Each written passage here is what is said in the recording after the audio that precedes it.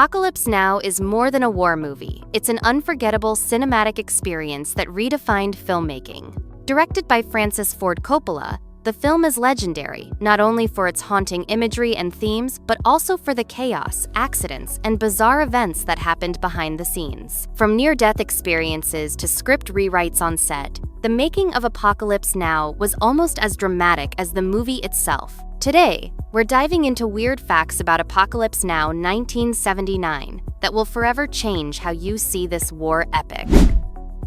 The script was written during the Vietnam War. The origins of Apocalypse Now are as unusual as the movie itself.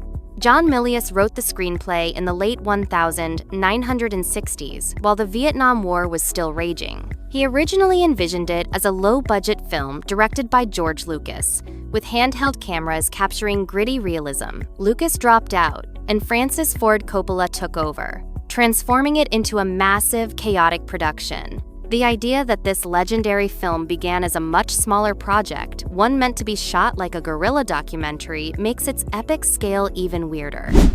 Marlon Brando showed up overweight and unprepared. When Marlon Brando arrived to film his role as Colonel Kurtz, Coppola was stunned. Brando was not only overweight, but hadn't even read the script. He demanded his scenes be improvised, forcing Coppola to rewrite major parts of the story. Instead of the lean, soldierly figure the script described, Kurtz became a mysterious, shadowy presence, often filmed in darkness to hide Brando's physique. This bizarre situation ended up working in the film's favor, adding to the eerie and unsettling atmosphere surrounding Kurtz's character.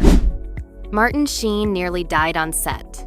Filming Apocalypse Now was brutal, especially for Martin Sheen, who played Captain Willard. During production in the Philippines, Sheen suffered a serious heart attack at just 36 years old. Coppola feared the film would collapse without its lead actor, but Sheen insisted on continuing after his recovery. In fact, some shots of Sheen's character were filmed using his brother as a stand-in until he could return. This weird and tragic near-death incident only added to the myth that Apocalypse Now was cursed. The opening scene was real chaos. The iconic opening scene, where Willard trashes his hotel room in a drunken frenzy, wasn't staged in the way most people think. Martin Sheen was genuinely drunk during filming, and the mirror he punches actually shattered, cutting his hand badly. Coppola wanted to stop filming, but Sheen refused, insisting they keep the cameras rolling. The raw emotion and real blood gave the scene an authenticity that made it unforgettable. Weirdly enough, one of the film's most famous moments came from unscripted chaos and actual injury. The production was plagued by typhoons. The Philippines location gave the film an authentic jungle setting, but also brought disaster. During shooting, a massive typhoon destroyed several sets, halting production for weeks and costing millions. Coppola had to rebuild everything from scratch while also rewriting parts of the script. The bizarre delays stretched filming from a planned few months into more than a year. The typhoon's destruction became yet another obstacle in what was already one of the most chaotic productions in Hollywood history.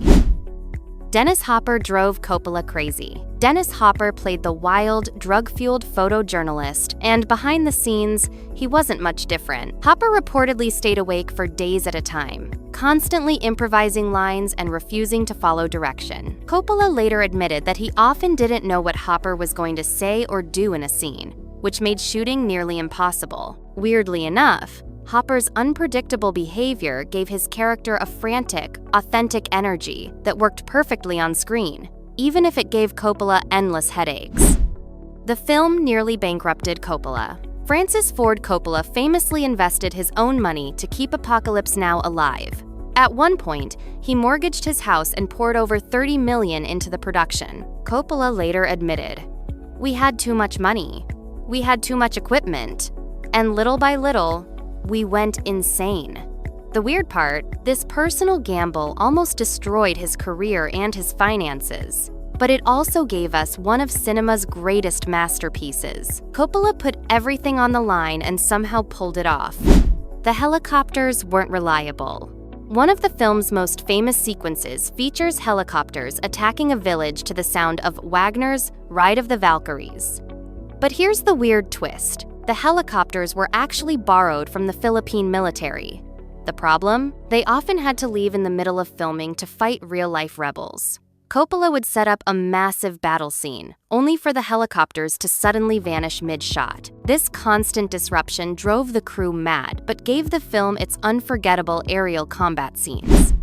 The famous snail on a razor's edge monologue was improvised. Colonel Kurtz's haunting speech about the snail crawling along the edge of a razor was not part of the original script. Brando, who hadn't prepared much, improvised much of his dialogue based on conversations he had with Coppola about war and morality. What's weird is that this improvised line became one of the most iconic and chilling moments in the film.